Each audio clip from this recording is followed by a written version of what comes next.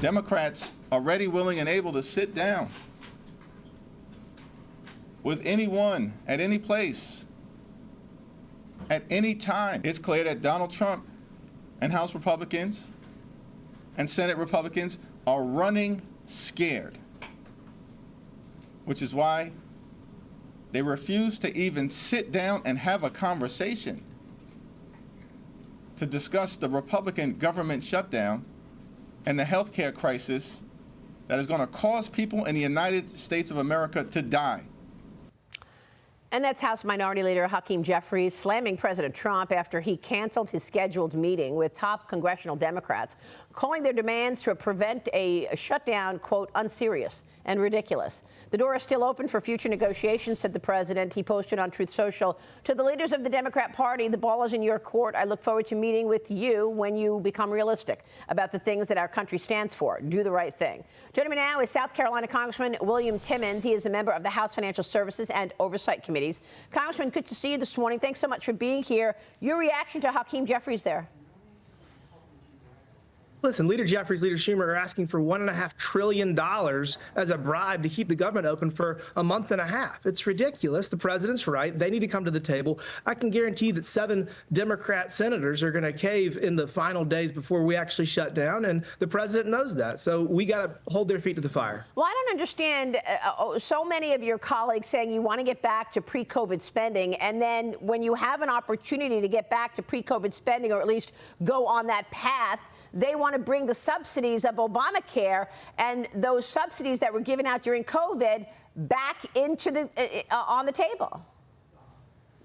There's always a reason to spend more money in Washington, but at the end of the day, we have $37 trillion in debt. We have a $2 trillion annual deficit. We have to make hard decisions, and that's what we did in reconciliation. We created a tax code that works for the American people, that incentivizes works, that puts Americans that are getting free health care, and they're able to work, gets them back into the workforce. Work requirements will facilitate economic growth. So all of these things are designed to address our national debt and our deficit spending. Congressman, you're on financial services. I want to get your take on what we should expect in that regard, because there was some conversation about a second reconciliation package. Are you expecting a second reconciliation package at some point led by the Republicans and voted on by the Republicans? And would you expect a cut in the capital gains tax in that package?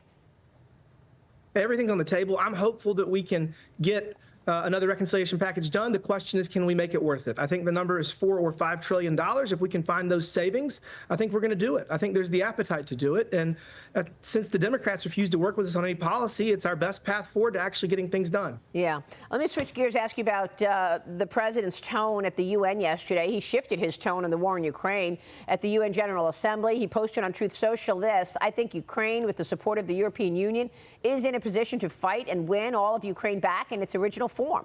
A big topic of discussion yesterday was the recent breach of NATO airspace when armed Russian jets flew over Estonia for 12 minutes. I spoke with the president of Poland about it yesterday. President Karol Nawrocki was with me, and his airspace was also violated. What do you want to see here? Should NATO be responding? The president is appropriately responding. And again, this is the art of the deal. Standard President Trump.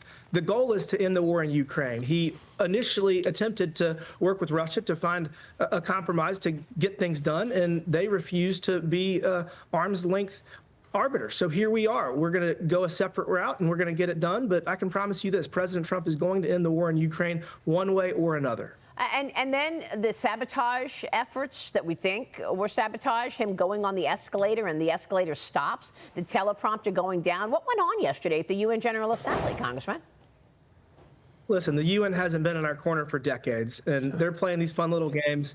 I'm very excited that my good friend Mike Waltz is now there. He's going to bring some rational thought to these people, and it's going to be fun to watch. Yeah, it sure is. What did you think about that, Ashley Davis, on set with me? Oh my gosh, it was incredible, and it's just something that they are going to continue to do to go after him. And listen, the president does not like the UN. Most of our presidents have not liked the UN, and I think there needs to be consequences. And I love the fact that the president boldly said it. To their faces, Congressman. He basically said, you're irrelevant. Well, they have been irrelevant for quite some time. I think we're hoping that they can find a path forward, but Listen, there's a new day in the world. The United States is back leading, and that has consequences for everyone. The UN's no different. And of course, the president has put digital assets on his portfolio as a priority. Now, the Senate Banking Committee is still discussing the framework for the Clarity Act.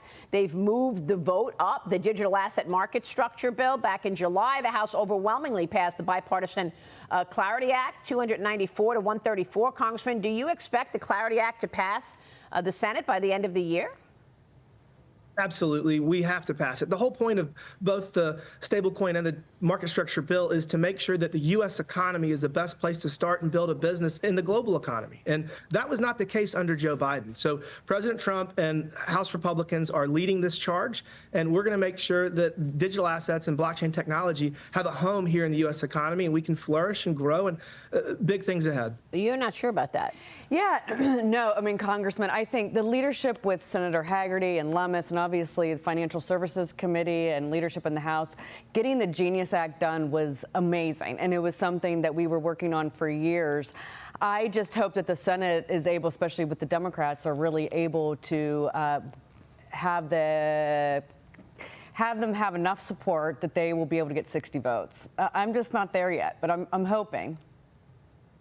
I think they're going to tinker with the House bill, and they're going to make a couple of changes, and they're going to get it done. This is must-pass legislation, so we're going to get it done. I agree. Congressman, it's great to see you this morning. Come back soon. Thanks so much. Great to be with you. All right, William Timmons joining us this morning.